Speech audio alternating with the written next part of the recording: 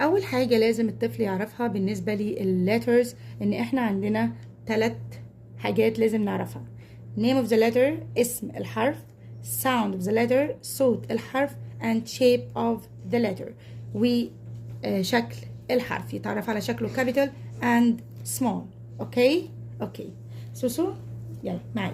what is this letter? A. it's letter A. what sound of letter A? good job. again what sound of letter A? Apple.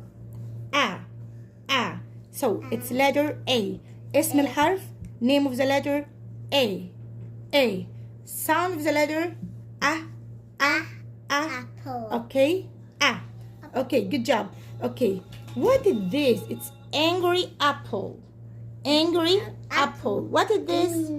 Yeah. Angry apple. Angry